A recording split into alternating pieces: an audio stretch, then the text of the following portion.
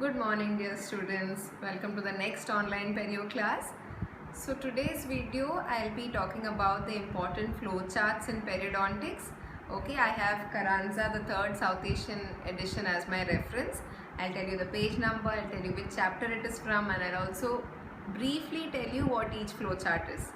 These flowcharts are really very important, and if you draw them down properly for your theory paper, you will definitely fetch more marks. Okay, so let's get to the video. But before I start, I want to thank all my interns for making this possible for me. Thank you, dears. So let's get to the flowcharts. Okay, so let's start. This first one is not exactly a flowchart, but it is a chart. Okay, it's of the composition of GCF. In GCF there are many enzymes that are released. Okay, so these enzymes can either be released by your plaque or by the host cells or by the damaged host tissue or by host factors. Okay, so the list of each enzyme from where it is produced is given in this chart, and that is on page number 39 in chapter 3, defense mechanism of the gingiva. Okay, now the next flowchart is this one.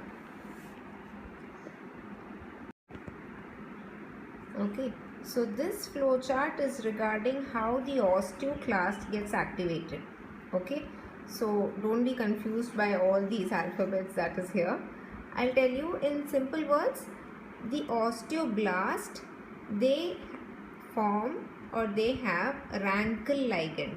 Okay, which is what? Receptor activator of nuclear factor ligand, Rankel ligand, which is there on the osteoblast and it is also there on the T cells. Alright, now these precursor cells, they have rank surface receptor on it.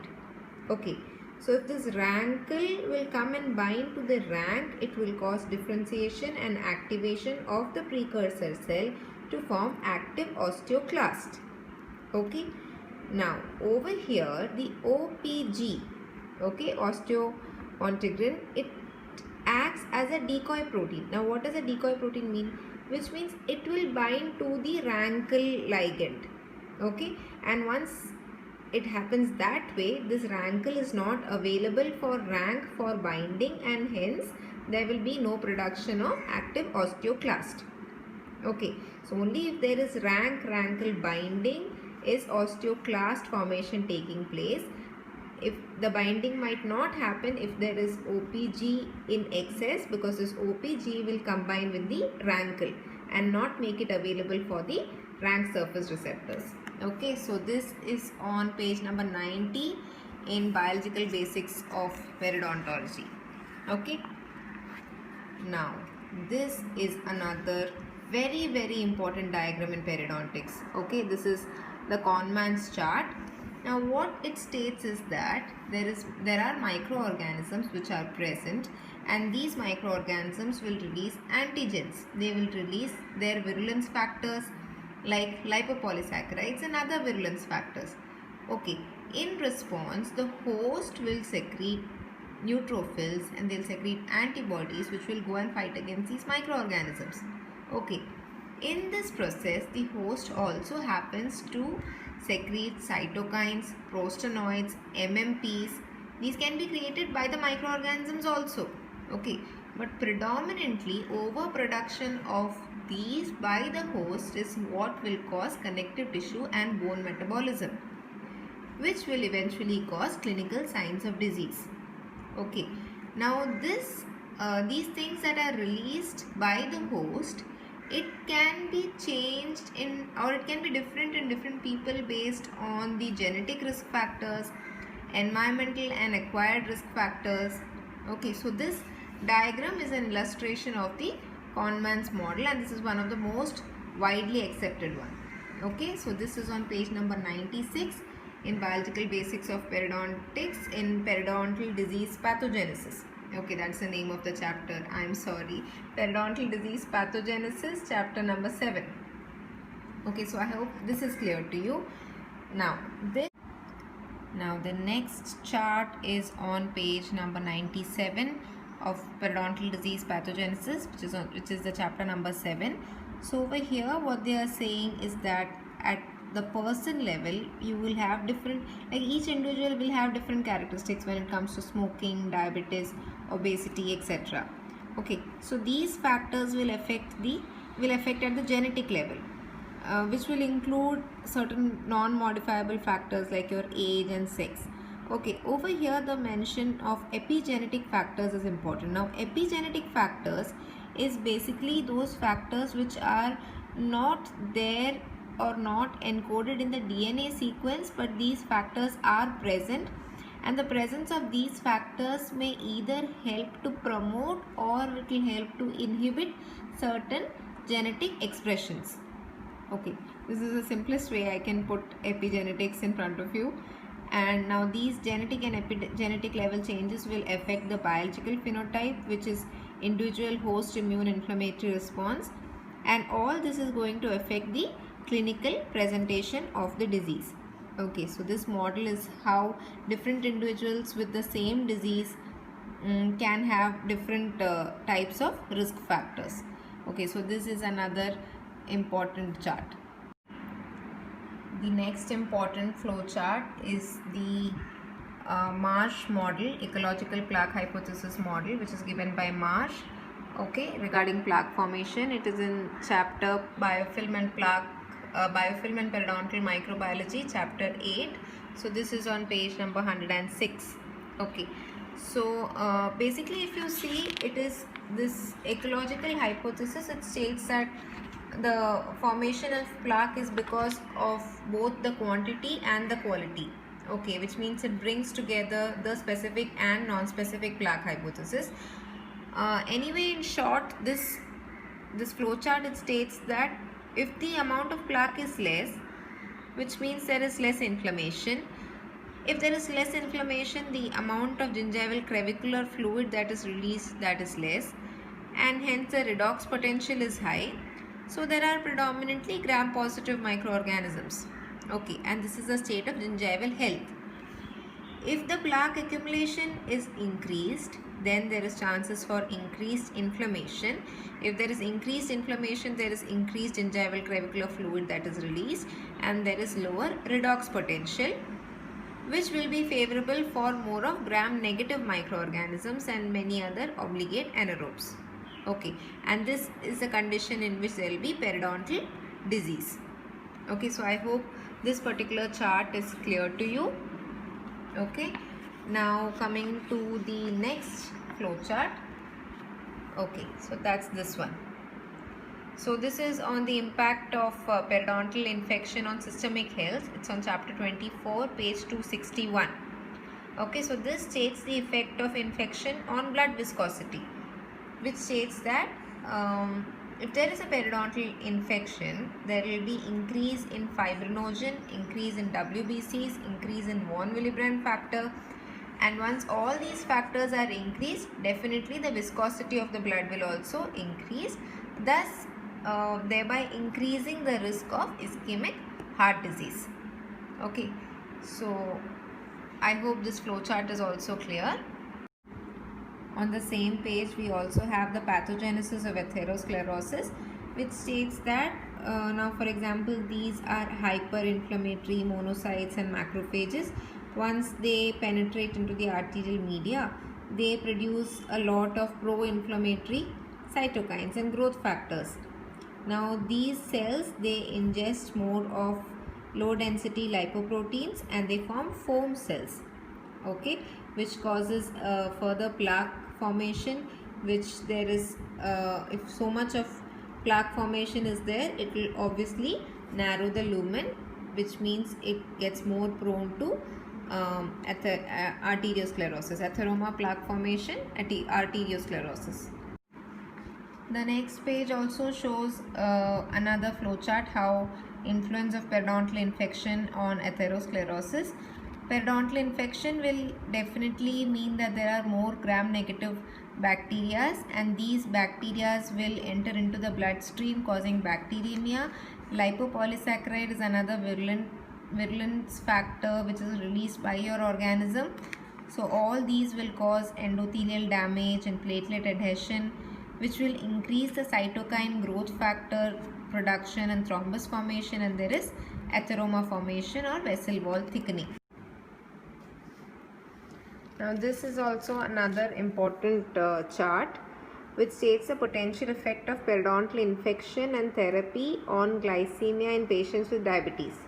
Okay, so I told you periodontitis is a gram-negative microorganisms are predominant in periodontal infection. So if so, there will be increased insulin resistance which worsens the glycemic control.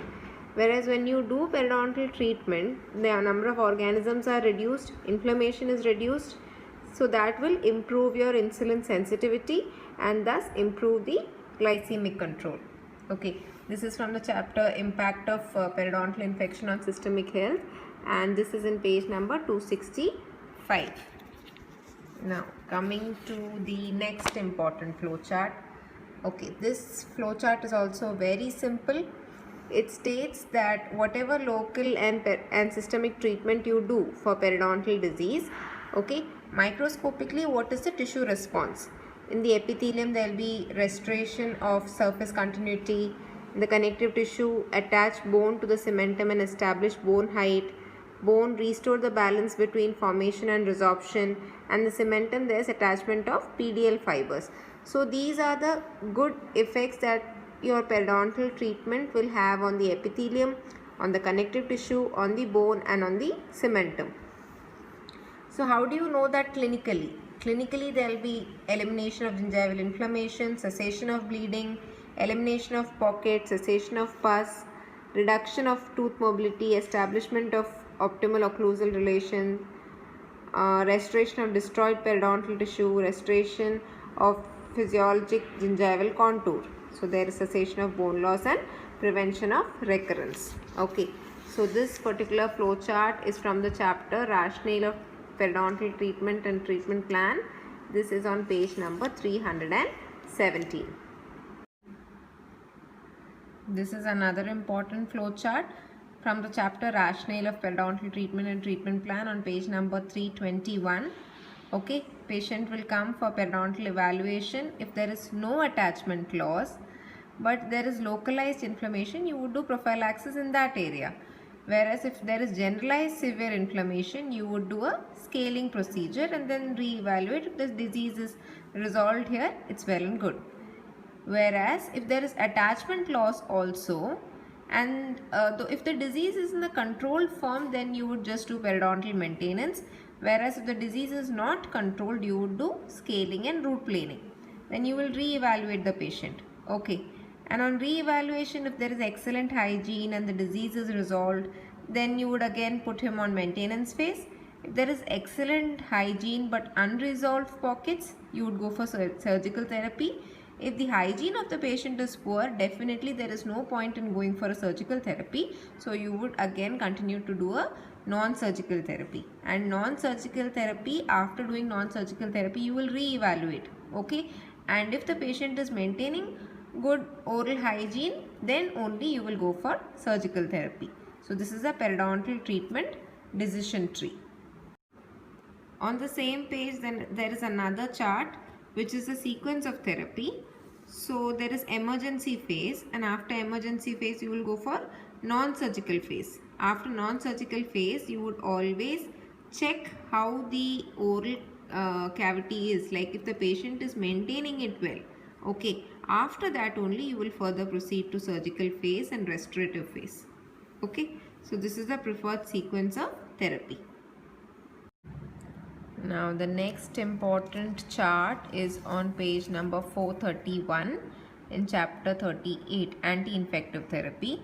It is a decision tree for the selection of antibiotic therapy. Okay, so this thing looks very complicated, but it is really very simple. Whatever your clinical diagnosis, aggressive periodontitis, peri-implant, abscess, whatever it is, you would first do a debridement. If the lesion, if there is resolution of the lesion, well and good. If no, you would go for surgical therapy. You would also add host modulation plus local drug delivery. So antibiotics. Okay, there could be local delivery.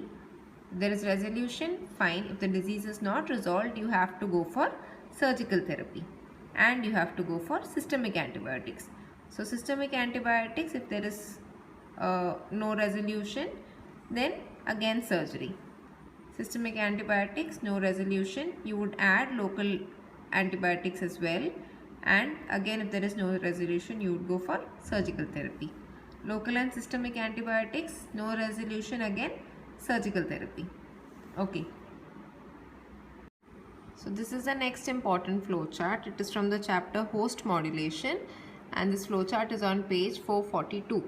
Okay. So do you remember the basic Kahneman structure in which we state that bacterial products will affect the host cell, which will release all these mediators, and it will cause bone loss and connective tissue breakdown. Eventually there will be pockets and tooth mobility, bone loss. Okay. So over here we have mentioned how certain host modulation agents can alter this. Okay, for example, NSAIDs and Periostat. Periostat is sub-antimicrobial dose of doxycycline 20 milligrams. Okay, so NSAIDs and STD is used for, Periostat is used for host modulation. What do? They will act on the prostaglandins. Okay, and disrupt the osteoclast activity. Okay.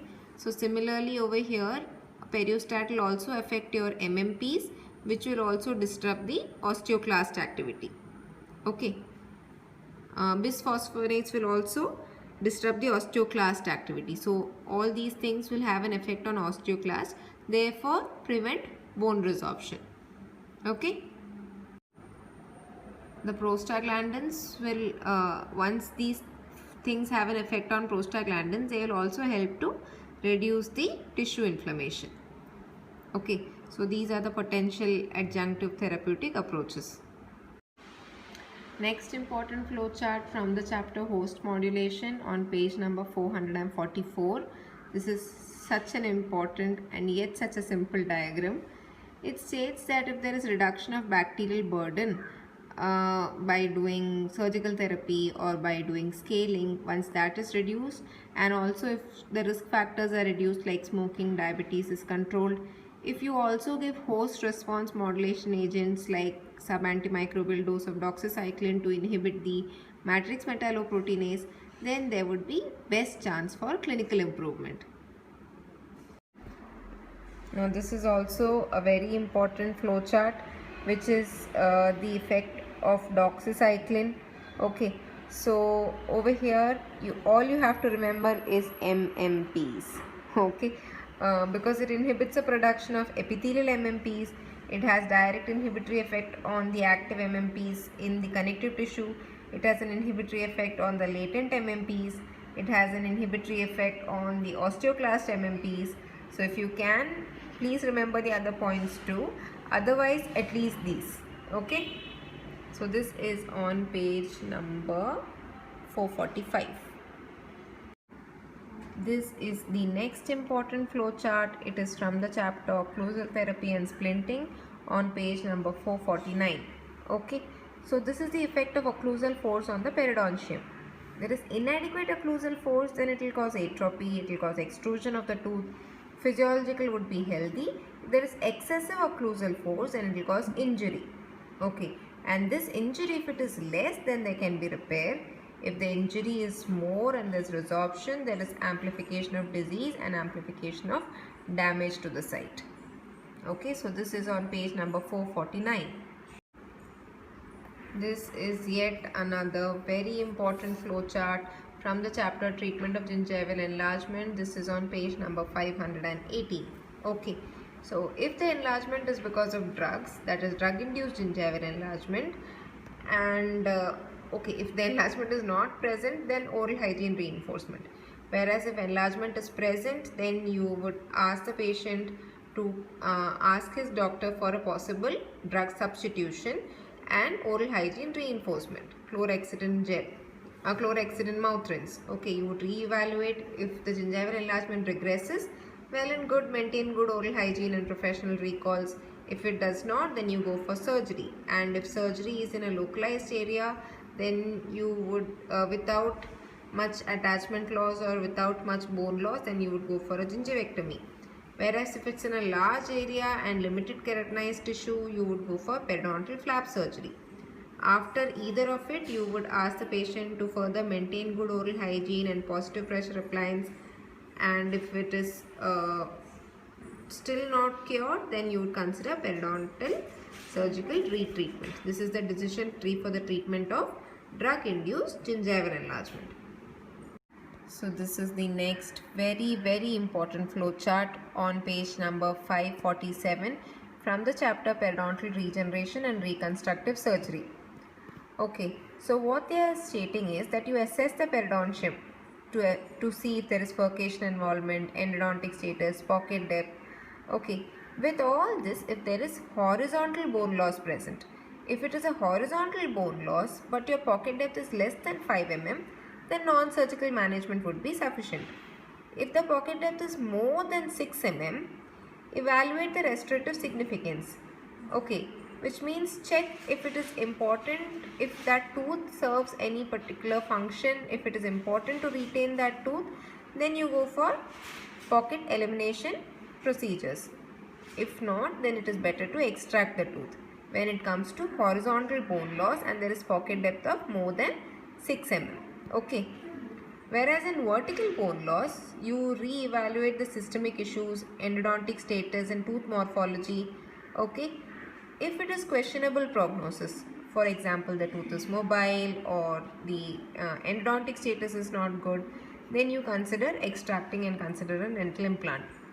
Whereas if it is fair to good prognosis of less than 3 mm of osseous defect, you go for the periodontal pocket elimination surgery.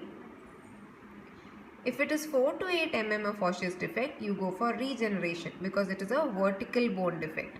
Okay, you can consider the option of regeneration and you re-evaluate after 12 months. If they are maintaining good results, well and good. If they are not, then you have to extract the tooth. Whereas if it is more than 8 mm of osseous defect or less than 3 mm from the apex, then the chances of we doing whatever treatment and helping the tooth to stay in position would not really be a very good option. So in such cases, you would consider to extract the tooth and go for a dental implant. So this is the clinical decision tree for the management of advanced periodontitis. This is really very important.